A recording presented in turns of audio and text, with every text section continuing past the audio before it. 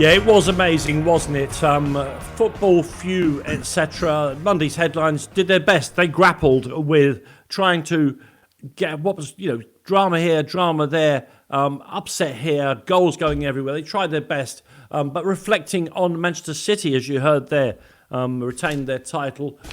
Drama Kings, another sensational comeback, and City are champions again. That was the back page of The Guardian. Ilkay, somebody's trying to do this. Aguero. Of course, it was the Daily Mirror screaming across the back page. City super sub Gundogan has his own Aguero moment, and Pep vows to celebrate with beer and cigars.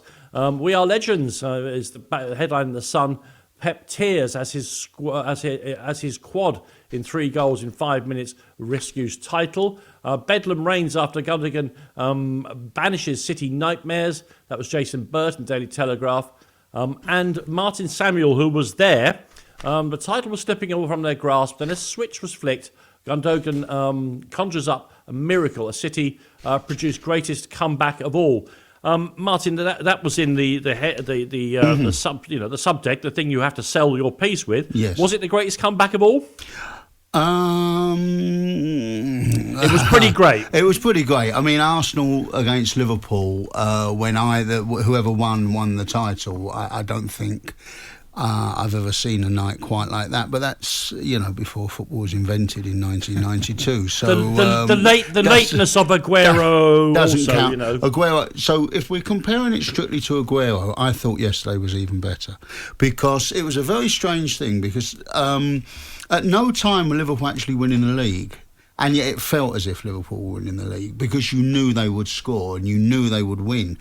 So at 2-0 down, you sort of knew that Man City were going to have to score 3 goals, and they did that. And the Aguero moment, they were playing a Queen's Park Rangers team that were safe. They were playing a Queen's Park Rangers team that were down to 10 men.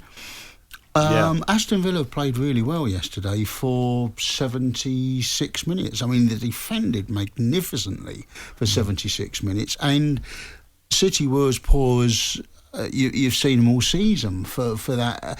I thought even worse almost than against West Ham in the first half because they just were playing badly against West Ham, whereas this was recognisably City in as much as they had a lot of possession and a lot of the ball, but they were making bad decisions that City don't usually make. People having shots from 30 yards out and trying to play these fabulous passes where actually what City are really about is technical excellence and just a fantastic simplicity in terms of doing the smart thing all the time and doing it really well. And they weren't yesterday. They just fundamentally weren't. And then it was like a switch was flicked. It was the moment that Gundogan scored that the first goal, the momentum in the game just shifted, and the comeback was fabulous. I mean, it was just fantastic. And Pep called it a week earlier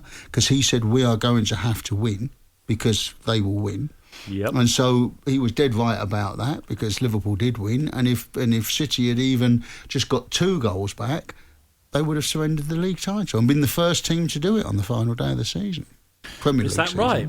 Yeah. Wow. No team that has ever gone into the final day top has been caught. Yeah.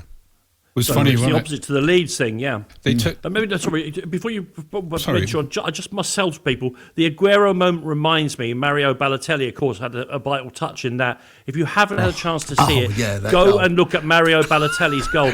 He got 5 yesterday for Adana Demirspor, and one of them, I think, is the 5th. He does 7 stepovers, and I have to say, the guy who's marking him should retire. You can't let people do 7 stepovers and you don't intervene. And then a Rabona. But if you get And then a Rabona to score. And then he finished it with a Rabona. To score. Where were they in the league, Dan? I didn't follow how big a side they are.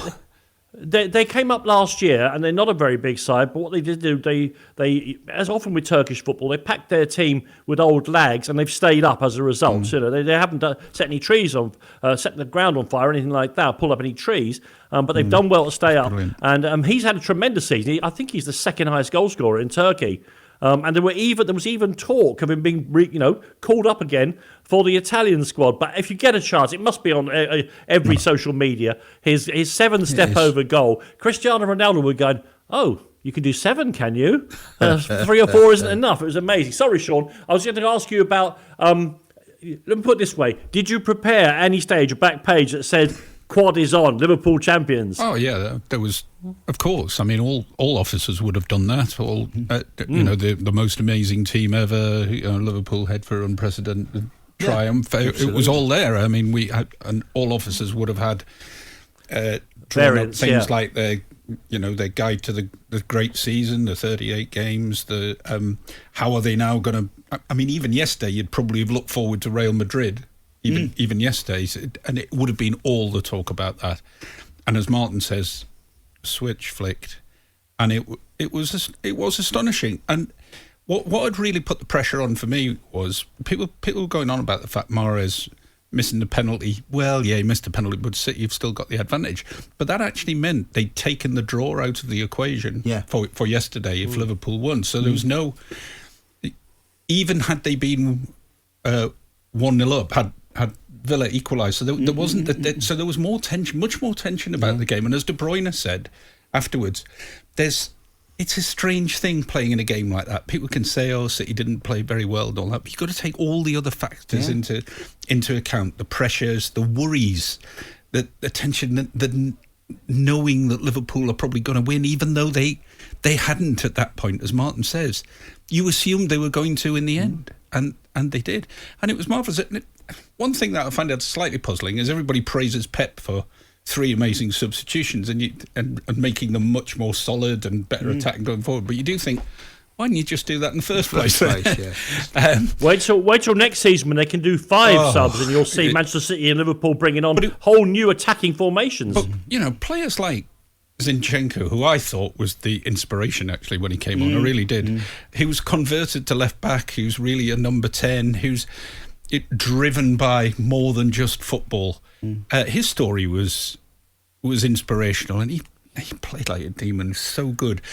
Sterling, who seems to feel he's almost in a position where he has a point to prove every time he comes on. He did an interview afterwards where you sort of thought, what does that mean? It was almost like I'm playing well. Does anybody notice that I've done that? Gundogan, who, as the Mail had said during the week, was looking to get away. That was probably his last game for City. He scored 2 goals. For City. There were so many subplots to that last. I mean, Zinchenko's amazing because they were going to sell him to, I want to say Stoke. It might be Wolves. They literally accepted the bid, and he was in the office. And I think it's cheeky Begaristan says to him, "Look, mate, we've got this, and we think you should take it, really, And the story goes that he sort of burst into tears and said, "No, I'm not. I will get into this team. I will. My dream is to play for Manchester City. I will get into this team." Now he doesn't start in the team yesterday, but he's brought on and changes the game. If you remember, he did the same thing against PSG last year. They were getting beat by PSG, and Guardiola introduced him, and he changed the game. And then he started in the second leg because he was the guy that PSG was scared of.